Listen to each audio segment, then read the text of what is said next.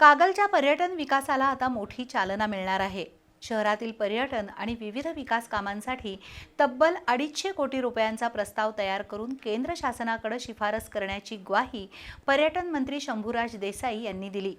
कागल इथं पाझर तलावातील रेन डान्स नव्या बस स्थानकासह दलित वस्ती सांस्कृतिक सभागृहाचा लोकार्पण सोहळा समारंभामध्ये ते बोलत होते। रविवारी संध्याकाळी कागल इथं हा कार्यक्रम झाला। नामदार शंभूराज देसाई यांच्या हस्ते कागलमधील पाझर तलावातील रेन डान्स नव्या बस स्थानकासह दलित वस्ती सांस्कृतिक सभागृहाचं लोकार्पण करण्यात आलं। अध्यक्षस्थानी नामदार हसन मुश्रीफ होते।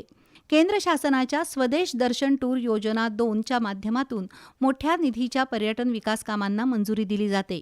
या योजनेअंतर्गत कागल शहरातील पर्यटन आणि इतर विकास कामांसाठी सुमारे 250 कोटी रुपयांचा प्रस्ताव तयार करून केंद्राकडे शिफारस करण्यासाठी प्रयत्न करणार असल्याचं नामदार शंभूराज देसाई यांनी सांगितलं। कागलच्या विकासाचा उल्लेख करताना देसाई यांनी नामदार हसन मुश्रीफ यांचं कौतुक केलं। विकास कामांसाठी निधी खेचून आणण्यात मुश्रीफ पटाईत आहेत, ही कला आम्हालाही शिकावी लागेल असं सांगितलं। कागल नगरपालिकेच्या ताब्यातील सुमारे 200 एकर जमीन सध्या वनविभागाच्या ताब्यात असून लक्ष्मी टेकडी परिसरातील या जागेवर देशातील मोठं पर्यटन केंद्र विकसित करण्याचा विचार असल्याचं नामदार हसन मुश्रीफ यांनी सांगितलं। त्यासाठी केंद्र शासनाकडून निधी आणण्याचे प्रयत्न सुरू असल्याची माहिती त्यांनी दिली।